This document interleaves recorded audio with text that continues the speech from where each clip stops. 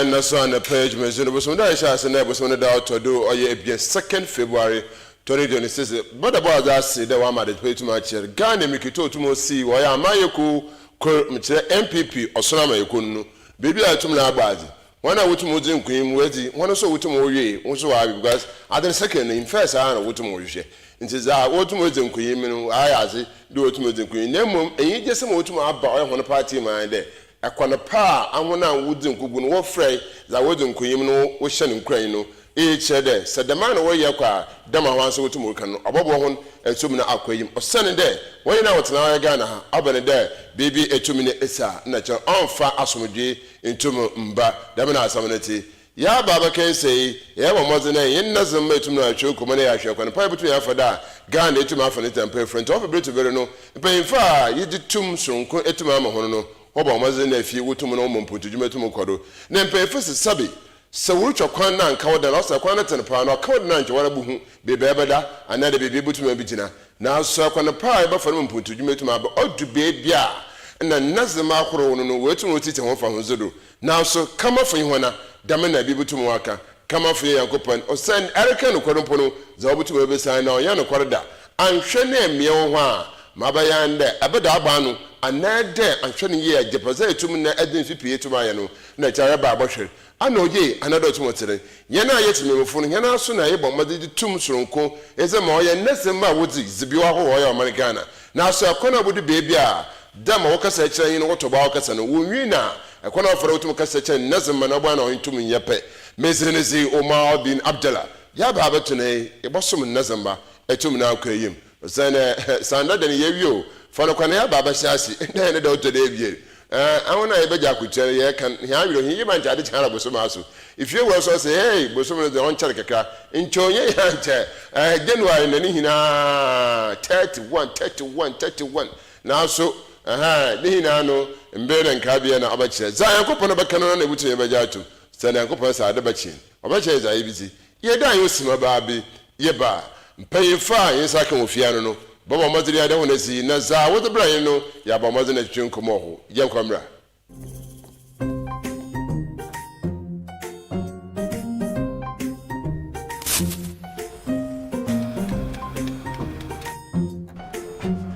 Mido Ghana biana o fa jebidi aba besu en fita no pa e say baby shi manga shi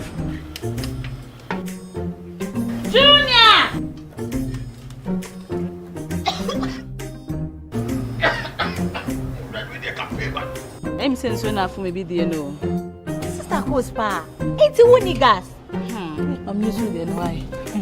My wife.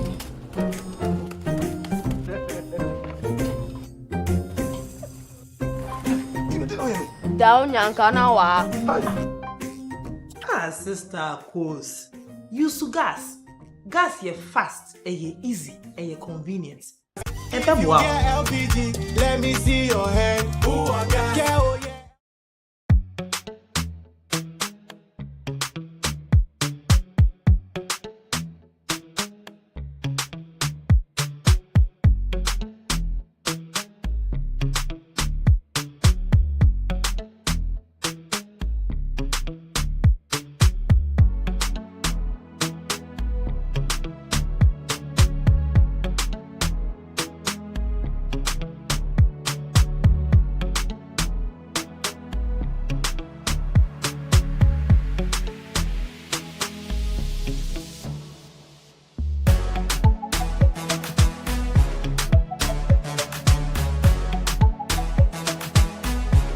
ESSEL gift shop, a place you can rely on. You call on us and we will deliver. Thank you.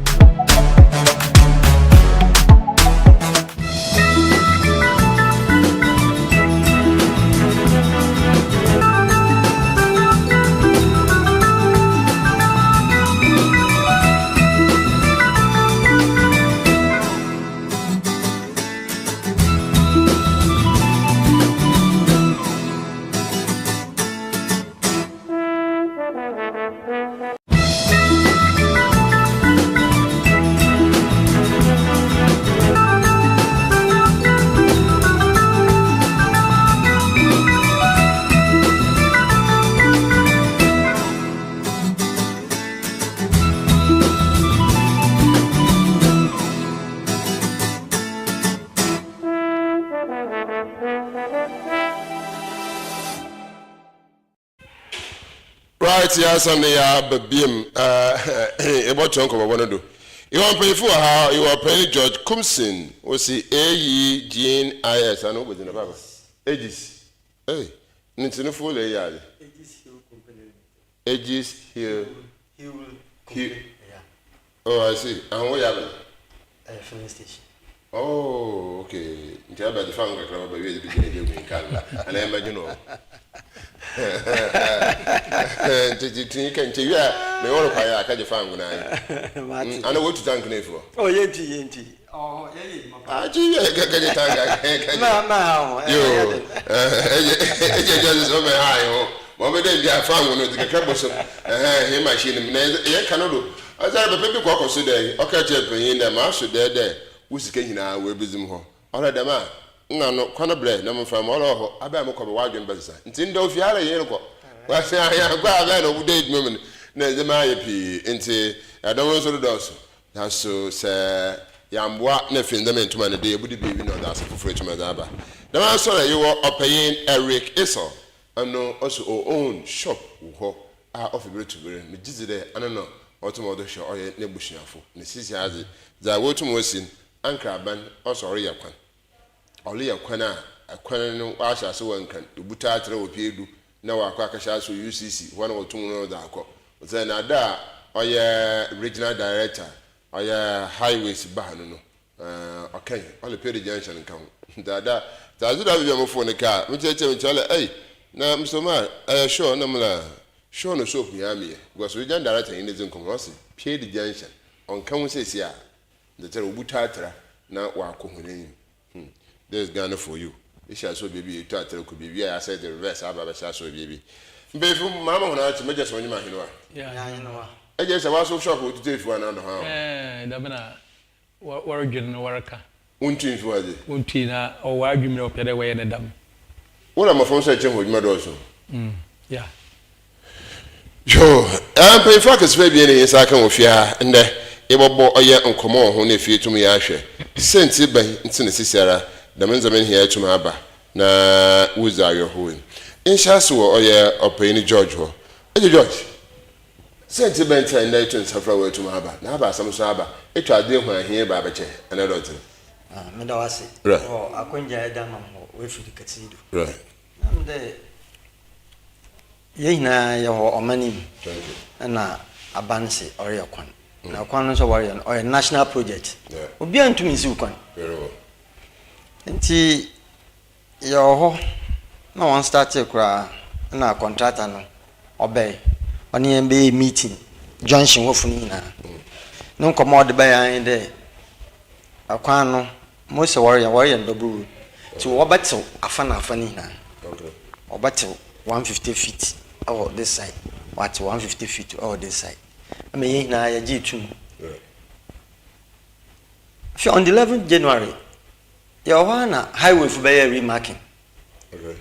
Contract and Bayer in the marking day. Your one highway for Bayer remarking. Or Bayer remarking, if said, no banner then, and a CCI, what Bayer remarking, would they were more than 300 feet,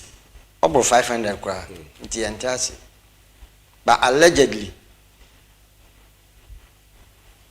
you dem kofu bi hihase because abanse or to side and side or then after the CCID what's European ko one side European na ko one side nti ye pursue highway regional director my boss called am my friend bibi ntime mfa ne di ntu ama regional director ye de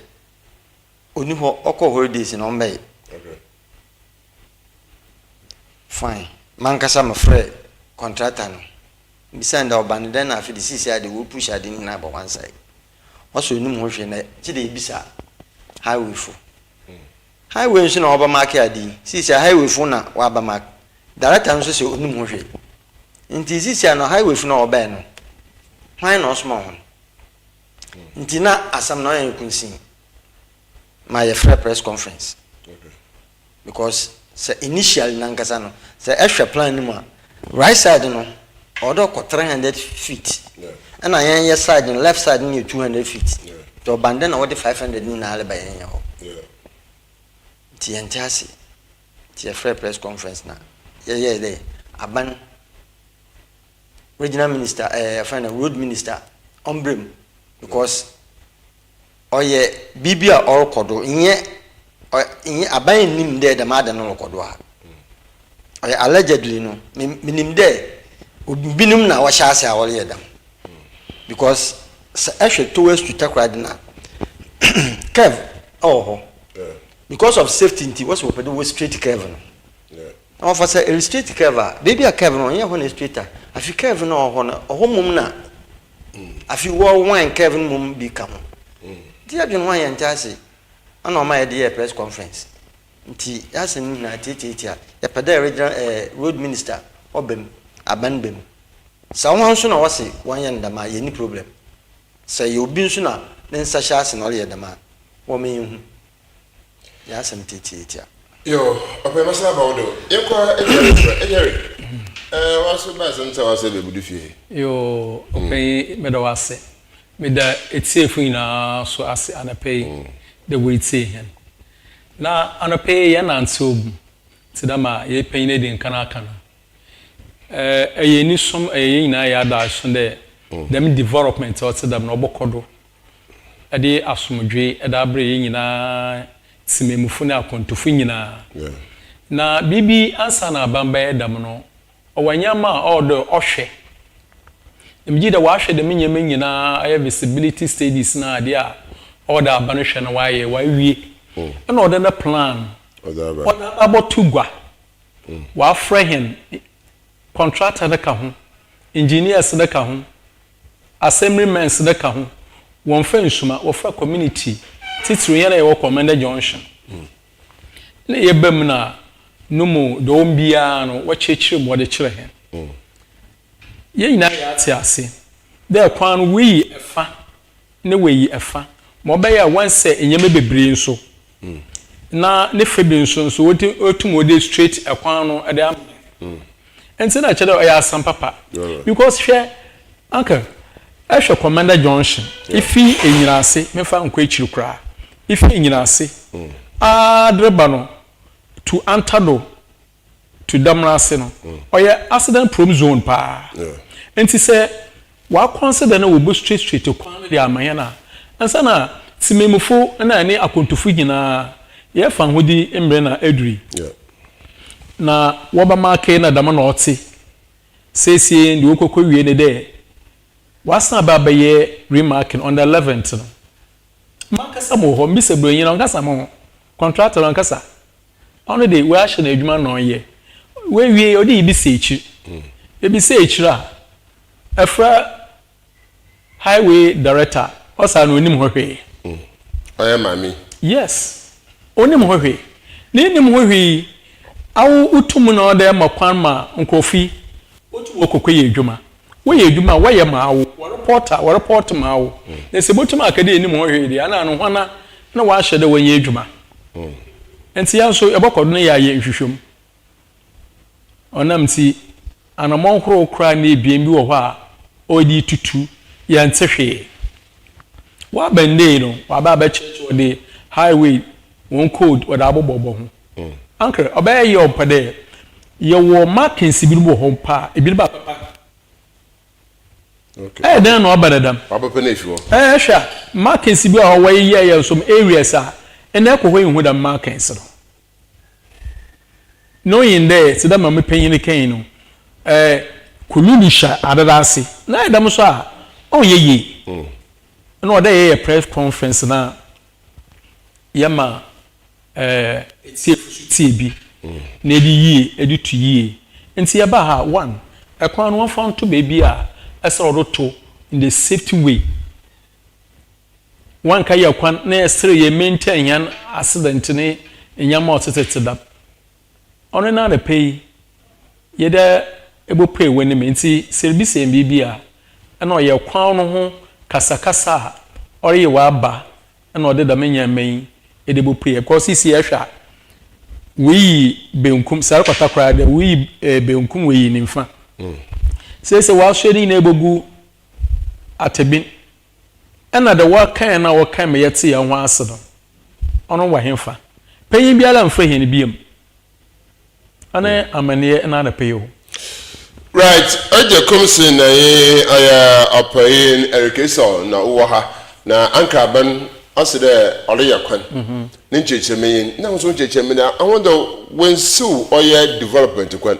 da mama anka ban oye impuntu wojitum papa nkanka bia otum boy da akwanhia taasi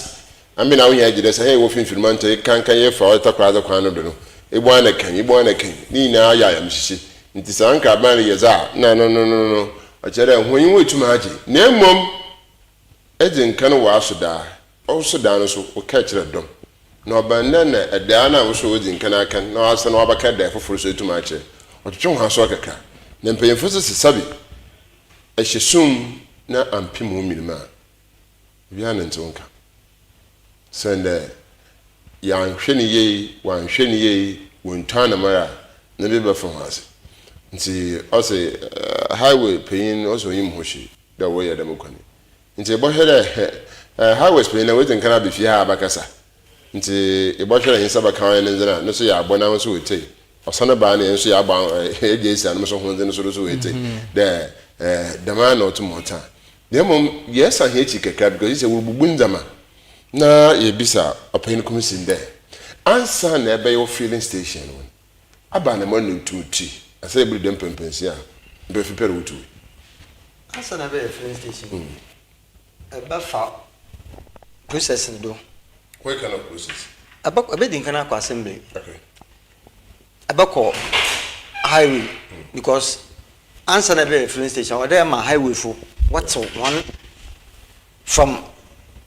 road middle of the road to one area one intervals a wope ansana aye station and I assembly nso wakacho the baby ebesi pump no so ochine bi wari ye adwuma na so oka pump ni be dia one day be on the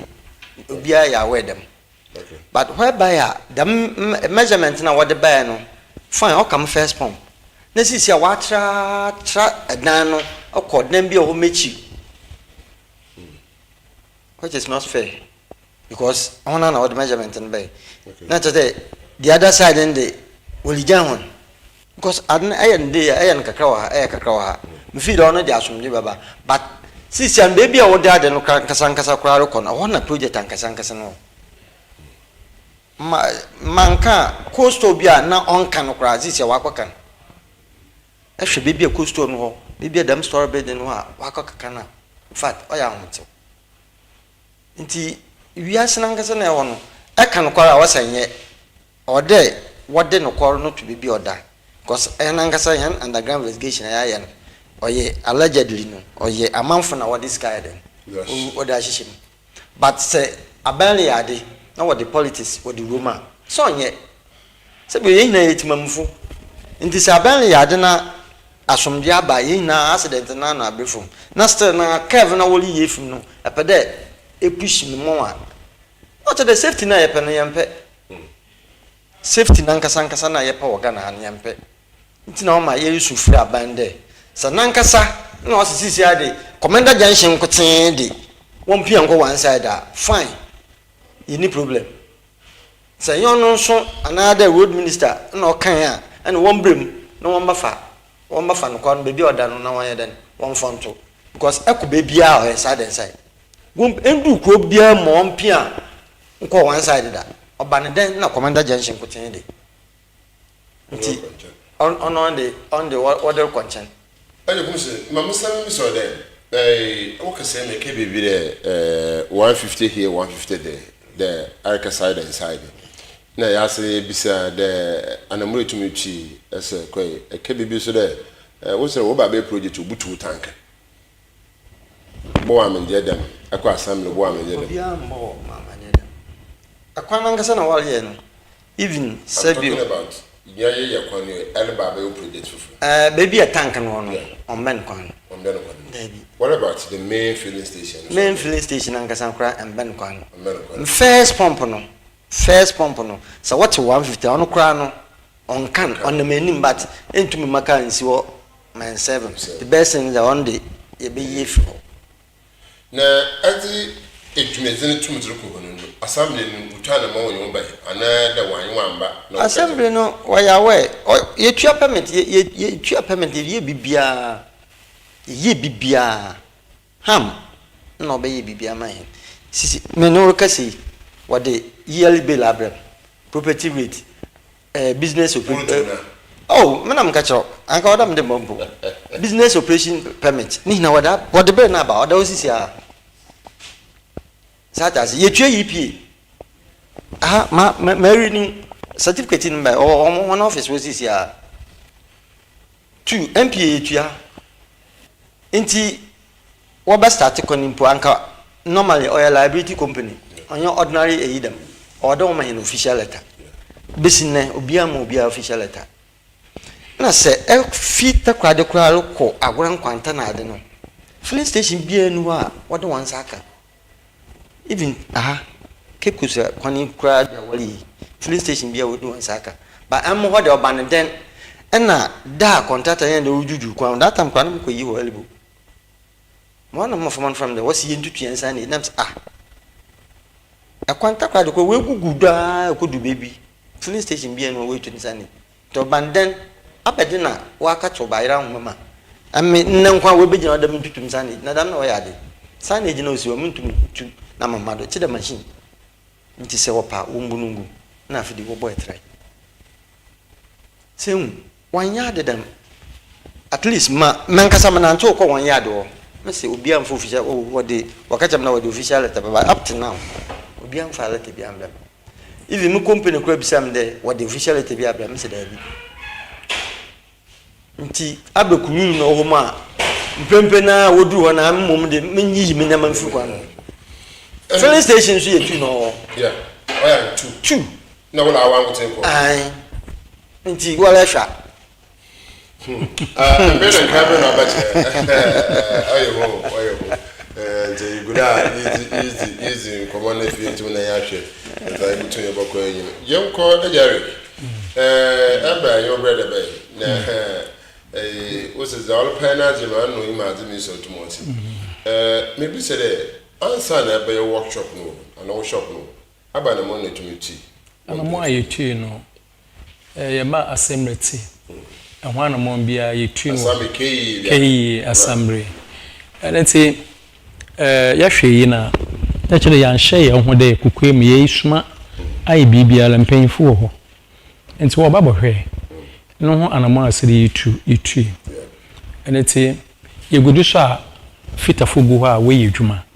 nti fitafo de bwana we yedwuma na we bia no kwanta won ya aka chompo ma wanya masiri we yi no we yi ni na we de fi ho am space nti se watching distance and enya de odo bogwurim no ko baby a ye ade development na assembly abohwa no kra iye american no me de hwa mo ho na nhwe ni mo no wo AEGIS echiru ho no ye wo residential asibi won kofa watetete wo owo nyina wa afa ni nyina eneti ana no mo no oye na kaka na abakwana na weya tu na akasa wo ho no wotumetra da melemiti ya adoko nti ne dam no ye ntum so ya fan hye ya ho dam odi tu ho anama na akwete de yi di ho komo anape nti ho anama di yetu na the adwen potitiru ye safety be kaka safety si ehwe safety aspect a wo hwe mo opposite no mo shell opposite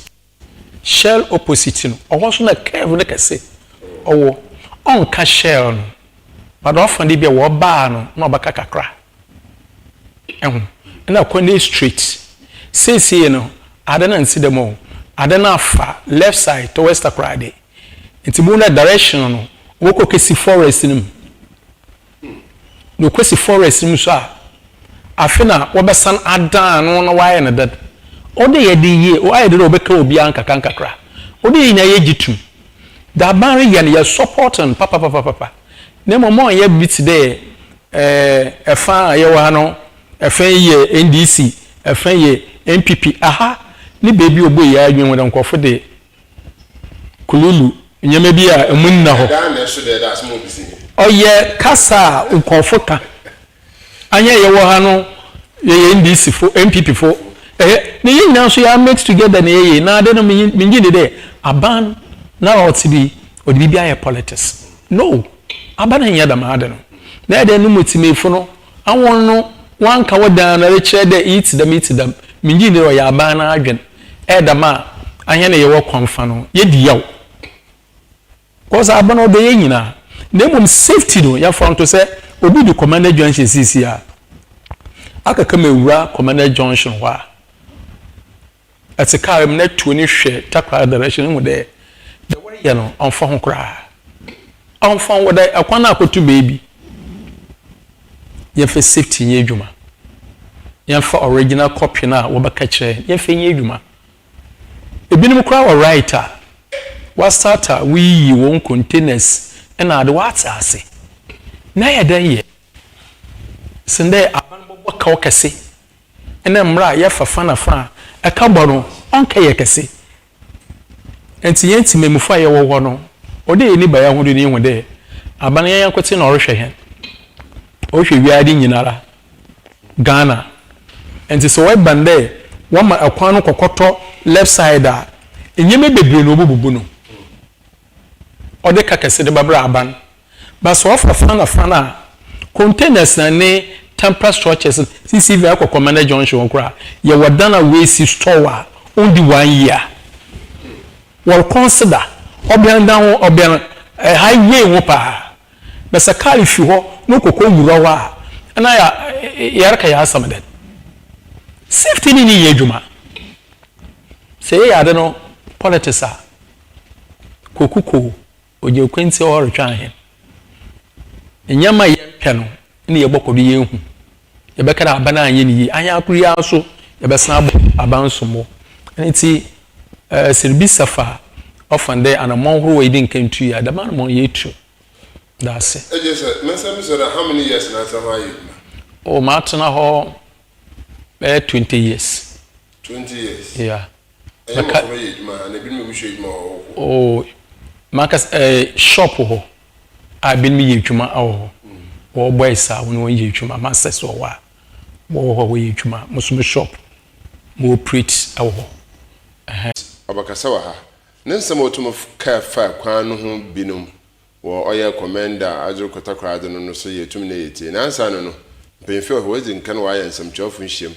asana enda wotu abakansa wo he na yincho ko bondo nti yankohwe won nsem chofu nhiem a wotum wo ye na nsem wotum kan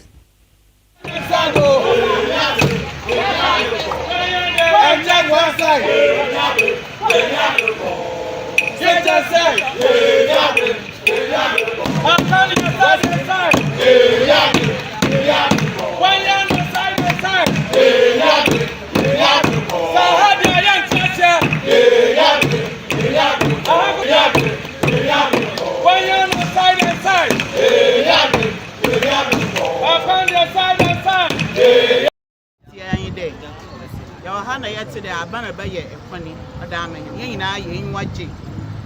A fan afa, watch a mitcher and the wafa fan afa. If he our hammer yet see I in there, I and I walk a palm fan. We jay a palm fan wabbing and it. And then a yanty asked man a thing. Yet then I band the umbrella. Now I'm a share. Yea, or said all the year, I'm not found to the yin ash with him, the mastermind. Sibia ye woman onfa asomdwe na pepe enfemma enti ye nyina ya abobojan aresla band ombrementam ententem ya monje nto ho because contractors nkra woba na woba be ye adwuma na afa etere we threaten na mitimi fe threaten me dem so mo me di bibi boto na akwam osu me dudo onye fe ama aban na ni suade ho na emba ya tu enwe ahwe kwan ya ka bo mu ni a yen aban na ni safety ne hyehyɛ de ye kwana emfa accident mfamba the sise baby ya da no kwan ya da afa ne de enya de a ye yi da me safety no ye yi safety na ato a kyene kora and to wo hen ye compensation ye hwehwe ye pede ye de pepe ye eto ho no wutu efa kakra wugya fa kakra na asomdwe mbra ini ade a community nya ye gitu enti yare mpin de obi ba kwa ka fechi no no self interest nti wo be bu ya nya ndia ya de ye be ja to me ne ya chance ode ne ku ye nkwan mu Achi what more bien. Go join start you.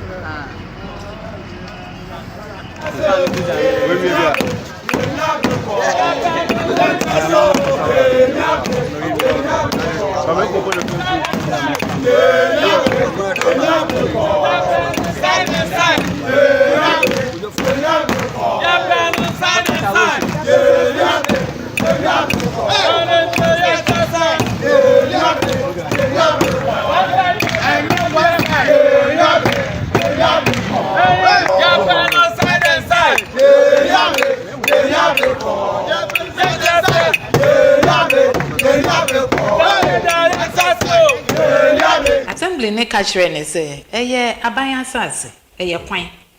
aha nti e wono permit kra no ye ma obi nti o se meka no kra permit kra me ni bi assembly ne kachre me plain say e wo de me ntu me incident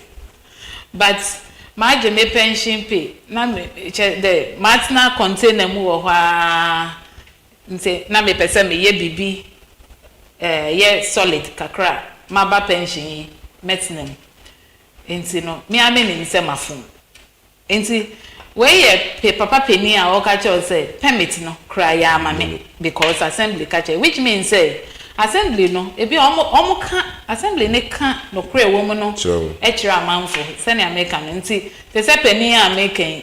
wa ya ma no assembly ne ka che ne se ye ntimi mfa ma nanso o se nya hwe wo de ebi aban nya ma ye enti wo de ma mempe ba bi mbo me sese kakra na mentina but e brene du aha ana ebi nso wo ho a enye ni nyina mpo na omko assembly ordinary table ko ti ba bi aton ade a onko assembly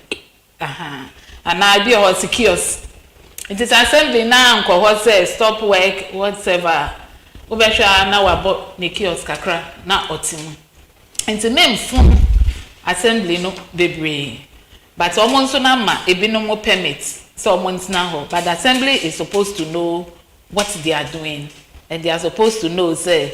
since a reservation nko ade ebre bi beso a aban ebe ye ready say oba be ye kwan e sha say contractor ye sha say ankasa December okay that's last year December nti nyame ya adom na bibia akoso a 24 months 2 years. Okay. We expect to say 2027 by end of 2027 December no. Baby atoto na akwemu na delays ebia ma e was say yetini ewi nti 24 months project. Nti senior make at 24 months delays no. Sometimes to mean to any adin na no e cause delay. Aha nti say yen ama ho kwan say e kwan no asase ni ye kwan na. These are some of the things ebetimi ama contract natra ebrea ye di ama contractor no but the contractor is supposed to complete the work within 24 months. That's what you said the man kone ye chuma wontum na won replace Ghana baye fe papa Ghana na ye kwankan na ye pentam and bia na ne baby bia na ne baby na fe tumi akọ that how would me di pim e pese ya keke bi it is ne tosu bi emu ye utilities but ye ne omo din kita ho say ne be ya bia water lines no ye betimi a relocate ya enya severe impact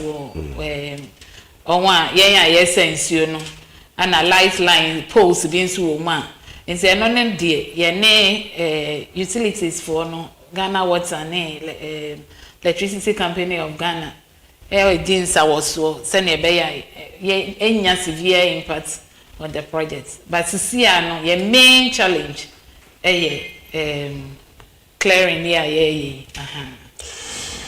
that means autumn renovation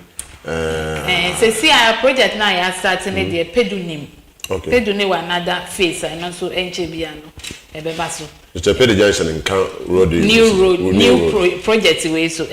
another phase. Okay. If me find a salt pond, ebeba bedu pedu junction, and UCC second gate. Until when you shall see if UCC after food bridge, no, the TAKORADI another lot ebeba, and another phase ebeba, no ebetwemu pedu junction. Enti pedu jan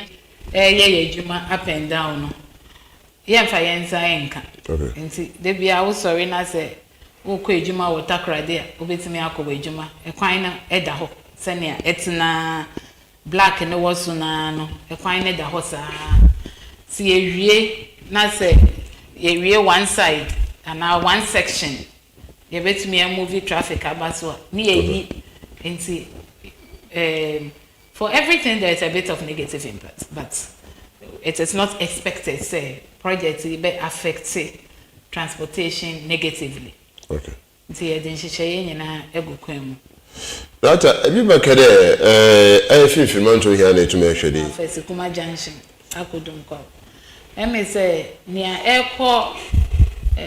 aban na project wo mienu ni nyina so. Efi twefo praso kofa ya sara ya ba ifie wura ahwe finfimanto do aye kwan ne kosakosa na no akasa no wa cheche nsem etum na akire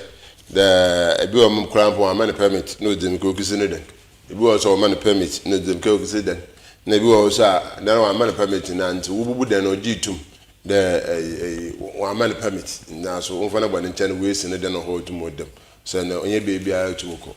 na anye na ayitaye fanken kwani ye won na nkan filling stations wo ho wa fa na fa beebi o filling station so filling station yi and yen wona akra wo de dia wotum ye wudu fan wa akebin mu da wan kebin mu nze na bata hin penfu za wotum ka na yehwe oya za wotum yiya nkan za wotum na waye a wotum do ko yim yehwe afana afa hinara ahono obakeka ka hono na wotum na wa ka hono but yehwe hin epaina yin tifia na oya filling station nti enyano yenhwe da yebokọ back to press conference filling station na wujan ho boy ye nya ko na into be share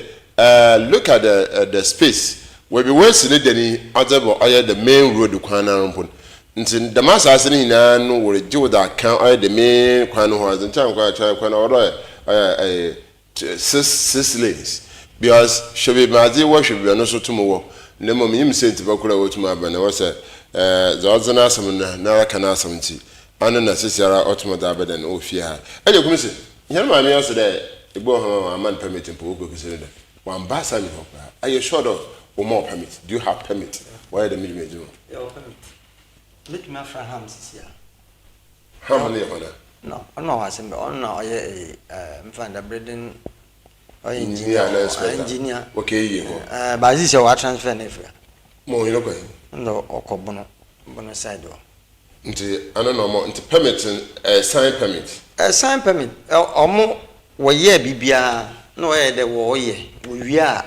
oka on balance of 1001 wo sign bibia wi na de balance na de amaso a wo ye MCE a we new one na ban da wo ba ho na contractor ba ho na ye dem no ye ko ho MCE obetre de ya ya we permit na be no wo ma ye na bredo o ye former MCE na bredo but new obey na nkasa dem problem na aba no oya we ye ko no mpen ko no onon ka kasa ma hamse oya no kwa de ya den ye twe bibia nto ya den asase bia nsu nu a oni wa na be le ntwe ka susu nsa wotu ko sa na ntwe ka si abala ka won to da metiska na chin percentage na akwa etia na asase bia nso ni wa ebutuma ekegina de asase na do merfan kwa nti obi na obatona am ansa na etuma da etia permit jage permit etia ka nti building inspector by site bashai ama nampo ye de ya bebi a machine first one on obanda abamba ye no kwanda dem machine di okay or the utu okay onankasa kan de one di from AEGIS ba ye ho no 100 meters ni ye amandia okay ama ye ji tum okay this AEGIS ba ye ho 100 meters na onam dem machine ni okay on track on track machine on kwada no this is tutu dan ya sofo sisi adam na wa ba makon ti offend then highway director no na se mawaka de akwani ye abana asase nti abana asase da obi betuma sabiu abani forest reserve na do ho na wakọ de okesi dan entum ko eye kunse meba asasa na tono bi ho anede akra ye no yeli zo eduwo ntakele zo no Aziz Mohammed oye mo court ana ebusha fa asasa na ho anna oye ndi nti agene release wo yes ne papa dia okay na papa na ewu na odem na oye ne papa na nkasa ye gago wodo dado okay nti odom ha papa ndo ha wo papa ni we free Aziz mo ye mo court kasina aha nti yen hwede agi release wo ya Aziz ebusha kwa no na Aziz kwa no ye wie ne agi wo permit from OSCC well, you started there KE you started there yeah ebisi dana na yakoye permit iwe permit no EPA for ekwa ho EPA yawo EPA permit MPA so ekwa yawo ho MPA permit ndem ka tani ha ni no ebi da ma wore ba bo na fi tumi yihunda da menza mezamani hina even assembly wan kasa kura yawo one certificate man jare be jini ha ben je kan je amare da ache ni ama we hu show nti markets ni bini wa mark dam store bridge ndi no nkan ma sisi ano nti ububu ni na fio co store bi su shechi ho no nkan sisi wa kama nti o marka na chere won fala biala nti che ububu dani na fio yes ma wo de lie ba mark nti ha so wo ka ha ko this is the other side and maybe I share no one day one touch ahono so na Kevin ho nti shale me won bi abesen mu ahani ya yan ho ne bi ayo ahani nyina ya me ho no o wana ahono na station wa ahona drivers no gina wolu nti da ma san hina oroko da ma san oho ono o menim kakra okay but oye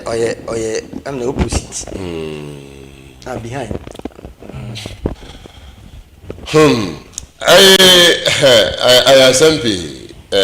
SMP na so o sembe na nkabia na ba kire ya nam ntofiaje yenko oye openesa o semisa na ejesa aban wo sanje permit ya meto permit ana lukotua de sire butua nti wakade ubedi ho dwuma na mekotua ba fully na maajime nti na da me enyame ababobom nto wa mo asha so krata biara ingutua nto mo krata biara o wo mam krata biara but am who skada am ska adon ye ka cheni no mbra wo group process no just can be nti EPA so ahunzu nkoma na wo de EPA oh EPA ambem EPA ambem ntawa sammi go tene ya samre ya nti one press conference ya wa yi abate na wo hwehwe fie o ya aba no dia ya hwehwe ne de markings no baba ye ni hu de ntasi wo mkakra ema ye nyina on de we fanafa na ye hwa nso so a aban wa consider safety yeah on American nyina so medwin safety ho nti so tumi di de medwuma na kakra de ma na de me ha oni nyina mba na esiesie no krampo no so we fanafa on sell crofo nyama bebre basa wo so ni nyina aba left side no yenyi kire takoradi no or the help you no the baba the first one now we be mark you no ya fanafa ani ya fanafa ani de dempo yi ho bi de ni opi ah sesi binum kura ko bia in fact station one day containers keke no ba wo male asisi ade yen side and the dana nkasa na wo ba na ahwe e fana ya paperika na ibinum kura aja atuma wi wanyama na abedi bio na ohawa kasa fofora na bi ohawa na to sende on sase e development papa aban pedo oye na the safety so abana consider ni nyina ana kwano no bebe bebre no oye ne fa na o de ehwe safety yankwa na hwe dame e wo Komenda Junction na caps wo bebre nsana ade ye bompa de aban odi bebi odo tree no fonto ho no ya somdwe on say filling stations in bia na kayeko they say me say wa asua ekogu left side ne de ani nyume bebre na orba be say ho ejire party bi da ya campaign ho da bi enko hu hye mbia da enko bibia enko hu kefiti da ana be fi commander ntina wo fi mbia Oh, one me fi kisina me fi. Fikisi. Mimi if you Komenda nso pera what to for na. Komenda. Right, Musi. Mpanyinfo ho wo twa na ma ho wan. Aba asem nko akoto na aba mpanyinfo so wo twa na ma ho. When you want to say na press conference Martin de press conference ya ye. Afina the petition come MC. Na beto MC na nkekasa. No wente na adwene kire ansa na press conference na ba. Afa, we asina ye ho no. Ani obiri ya de a. O de am book akrebu. Ansa na oba ye maka no. Obi am maka hwenchen. If MC da no ona onua for onua TV we interview no. Asam na obi se na nkasa no. Nye ono na okan. Mesiafo wo so ne mo wona pepem. Na asam na okan da oba mo baby ata. Yerka akwana afana wuri yin. Won na yerka wasa. Nye mesiafo wona asam. Mesiafo so ade wona pepem na yerka. Ena na nkasa nso sabi oye yepeyin na odan na no ha but wan fubu amen afama nye na ya wo Komenda Junction okay because na nkasa ntu ni na si woda mo start omba ho onsi ho na obia mbaka hwe nti ya ye press conference na ewi no ye be kwa command petition ye petition na ye de command na ye be san ye another press conference ye njai ye be san ye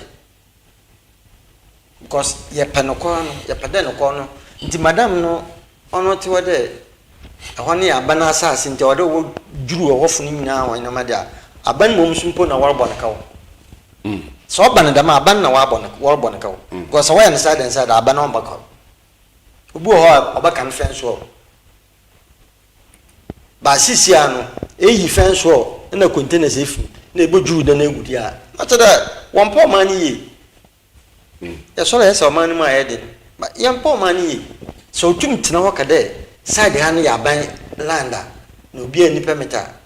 onjuna man no no kwapa na America no onjuna man no ado eyi ni side and side a on send nyoma nyoma obese ye e bia fence wo de onka nyoma ososo ba sisi ahwe wa maka kama kifia o mechi wo filling station nechi na abewe dungutin na be 10 lane kranka e ba fa asase dama in fact more konde eni ni asoso or the road minister bem nya dam da what the asomdwere ma ho because ye na ya prendo da ban ye or national project obi anu obutum isi kwan sata ma America na or national project obi anu obutum isi kwan but baby a no corner da no o men fronto say ehwe won initial plan ankase ma a wakada e bia anka wo be ye interchange anka interchange no on nam right side for hospital so ho esi share num anka share no kra do be condemn na ehwe one plan ankase ma right side no oko 300 say highway director no onima onimpa but we bu ne egudam nyama ni na do ho no ko 300 feet na left side ko 200 feet to abandon na was what now we see the one in the high 300 has 200 ofa ye mbotum above voice message bia choices ya ye na ye sabio ye answer na nipa betu anama no na don su kara answer yes me unim lawyer bia ne washing bay wo right side no oda neja and so on washing bay no adane don kan ono kachem da ekọ even highway kura na 300 feet for right side na left side 200 feet mo voice message no ha nti obandana awo highway director no eba kata da minya mani na ado na epia na mana ko ansai sem obandana na da minya mani na yawe de da minya mani na owo one plan no okay na eba kata do na ebe pia na maka da allegedly so AEGIS can say dia I don't know allegedly nti nipa bia no bondama de ni wan hwe ya ni dibio obobon because entum mo ba ban ka enka jiska na ensan bo ba ban ka nipa bia no bondama de ni mu no a wa ma dam nyama no wo shift akọ no so ya ban nipa ka ho anade bia obia nu a n'edwuma baka ni sim nti on fa no ko ni edwuma no ko no on fa edwuma na nanu ma wo krom ho wo tana ma ho ncha wa abo ame ja anada mo ko da so waati ma won fra ho nka ncha nanam de yentu an man ko ho but ma ko do no minim de on eda na ade no krom on de waati cause nya Komenda Junction okra nka minim de ekwan no wo pieni na ko one side baby e bodu bia e side and side because eko baby a filling station ni na ni one side or side and side nti way in such a way a station bia no honka na aban nso mboka wo bebre the men sami na ya pa ni komisi na ya ninia oya ejari kesa won wa biro wala ko tire bi nkatan ko lichma ni wa bi papa nkatan ko nda mo woman na da chi wan kan shon tamoli tu ni wa bi nka no butum asewai nso de bu ni we hu bu chan kamegum nkatan ko so stop na ya ne dan wa sai na wa sai aya shi nti bi wa ya ne nkatan ko mo le fimi no ha ni wotum bi pa ni wotum bi na so akwana wo cheche hu nsem na hinma mi so mo tu wo cheche hu no ode baby a ayambre yima so ya na obra baka wasa so bra baka wasa no za etumedi yimpe onye nti yen consider because yen na ye for yen can road yen hwa fa na fa hia we wotum ko esha so wi ni ba we hakaka we hakaka we hakaka we hakaka na da hono da hopredi de baby ho da hopredi ntama ofofo ho ntu wun ya akase na da otumotin nti ebotota asa ankra ba na mpanyefo dem mpanyefo tumo kan ampuntu juma woso wonpo dem puntu butuma baba nkanka na hon akunhya tatum siwa na ntia kwan wa adam tin atumoro kwa na be ma wo bechu na akwa na cha basa careful bodos biem abra yepala nchi yin o straight road na fi tum yeko anu abaya kwa danda atum no zama hin papa ejeri opono na ma wotum wuti na no so abande ni mu ayezin ma woka na woka anifo bi no baba yo yende asumdwe ne hwehwe na ya shabani sim na ya papa aban so do ya support ne de obey na edwuma na do ko atwen kakra mpone de emra de medwumedi record no no wada press fidi echi ebia kitetu wikitetu one contractors na yanso yen ready there yen obi aboko Komenda Junction or a peaceful zone wo nyama ketinkse yen da menyeme ya oroba nka obiala atiase oye dan ye na se contractor be na edwuma ahen ye wotum do de ya hawo no mra ahen fe edwuma yen fa nhye contractors a press fura waka no or beden oh yeah nevi yeah nevi adnali oye pepe naria adan police duty adnali and pepe naria adan the police duty right the baba do nti ejere enti ahia no yeni haw na emom no ehyehyɛ a oda hɔ no won fonto na akwan na so dwe but wo yehyehyɛ papa okay wọ́n yẹ papa ọ̀dà asomdwe ní mpuntu papa de baba ní o bẹ yi dàmé accident and cares bebree ní de film sẹ de wọ́n hyehyẹ first one na contractors no and engineers no yẹn bẹka sẹ no ọ̀nà òdi yẹ edwuma nka Komenda Junction ọbẹ di mu yẹ bọ kọ yẹ enim efi dẹ mu musu ní ọha wọ yẹ nkwanhyia no papa na ọkaba ndẹ amede obi ni menti wan be churu mfamfa ha oho no akatado da so obefifi yehwe nyina ase de osi ya onya asam papa yehwe bebi a wa achia kwan na adokọ cave ni mu wana accident bi osi biara odiwu akasa no adaba na ono na abana ehu na odi dwuma da na wachia no kura awani ya hawo nsayende se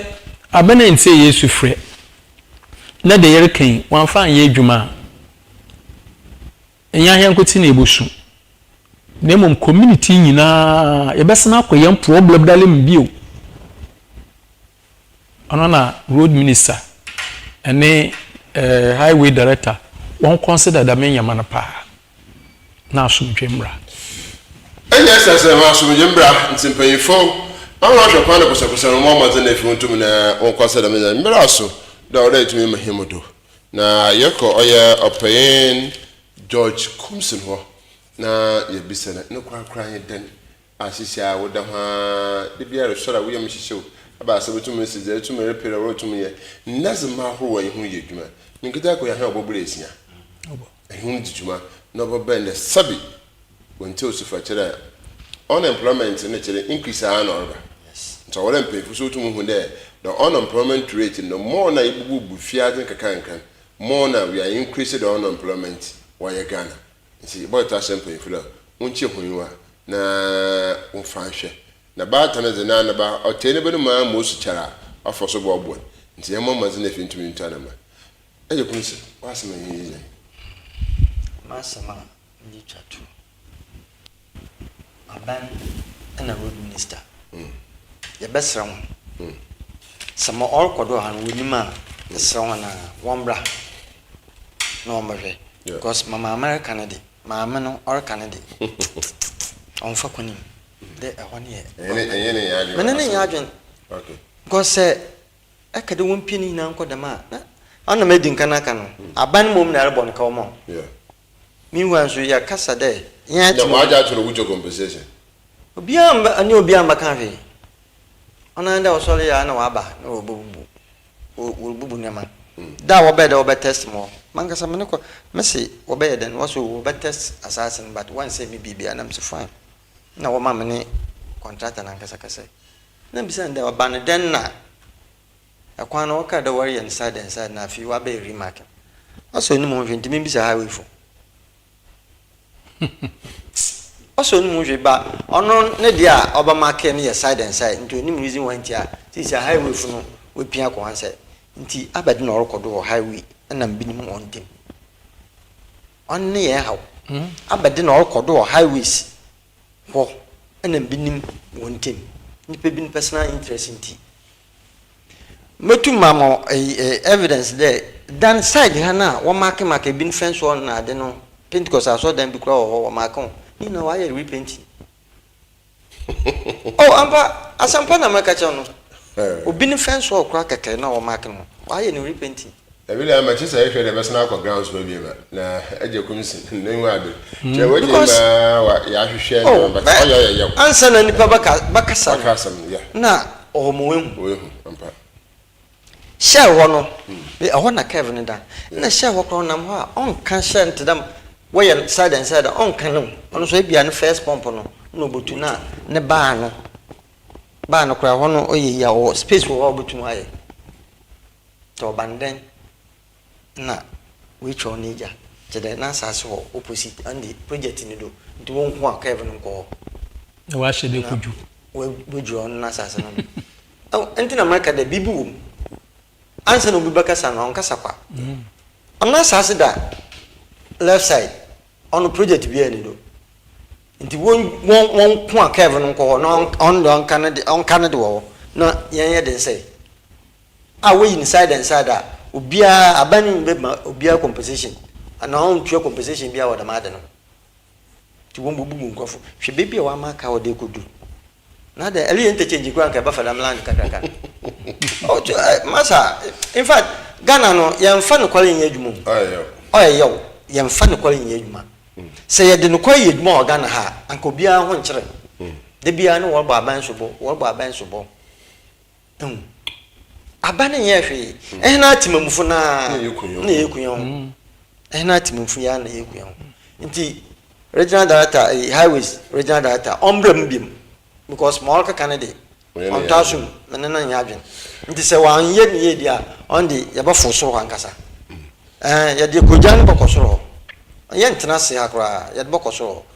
na ade kulenti a wa ma sisi ole ye de ma de no ha no na nkata so akachi awosoro right ibada oya oni paying George Koomson as papa AEGIS oya fango bia our Komenda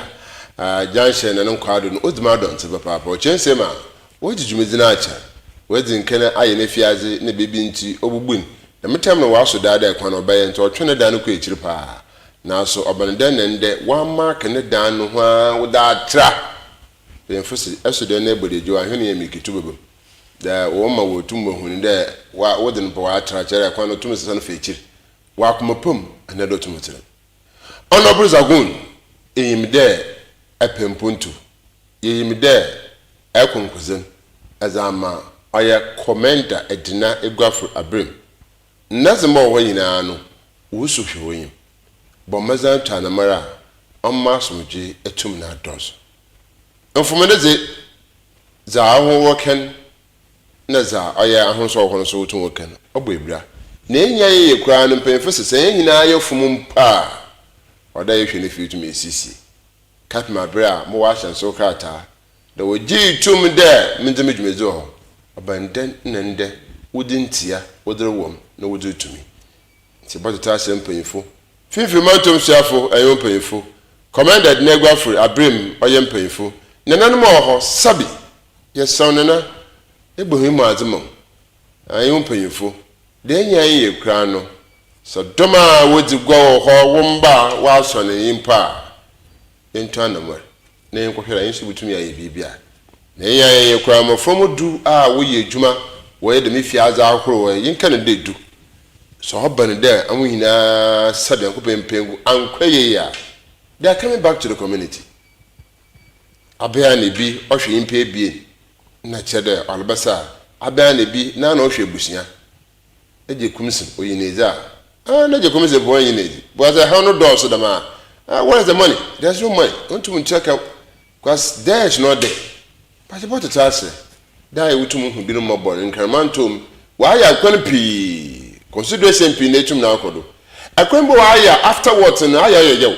obebe kwan metata at the end of the day no Africa cabin can ya we dey wa say bi no hunza mepi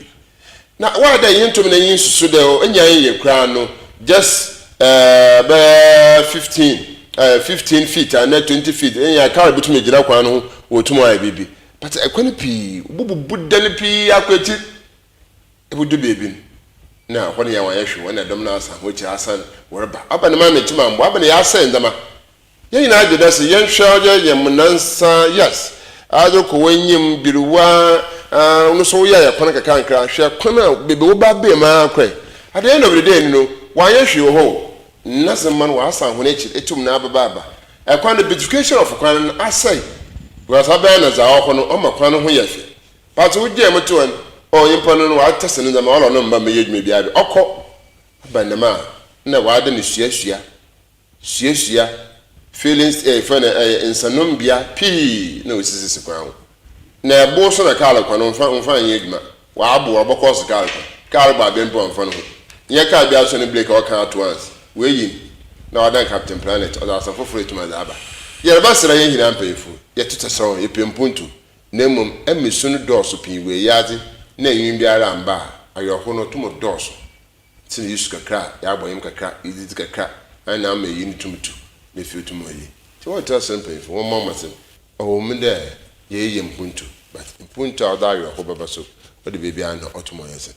nti bada hona se eje KOOMSON eje Erica ye ESSEL person na pioke ho bada wa se then na pay wotumo aba za wotumo kan ye hwe de mbere ma o de sane kogwa first no sa and water atra even from eje KOOMSON ne filling station nano do ko de madan ne chi de makwan na de man akwana repon so kara wo ya kwana ncho bodo spa na cha kara kwana lo ho na wasan wasan atra awo aye zino aye hu bi ne yinsu an wa atataw bi o ga che no OMAR na fiaze jama ka ho wo ye na wa na aye zinzini wo bi ne yinsu atataw bi ne yiwa ani ntina motuma bana sa me brother panyin nya ye kwa moko akaje nkonta wo no kwa mkutom school fees moko na OMAR nde school fees bi anyi wa baje sa na eje KOOMSON so ohwe dozemba si so obanda ma na che ye yende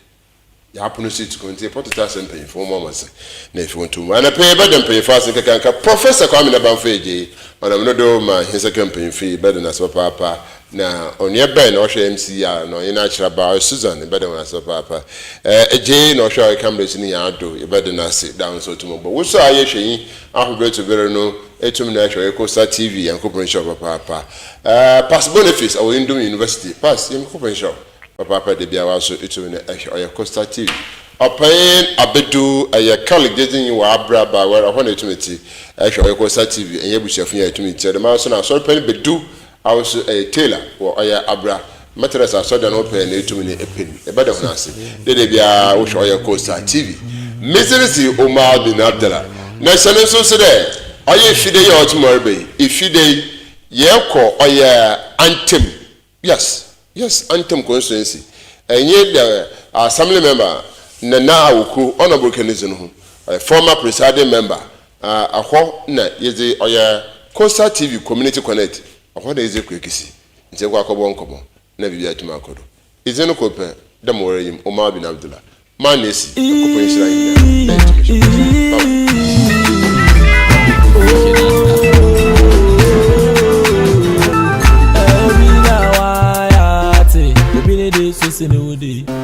Obinya wayo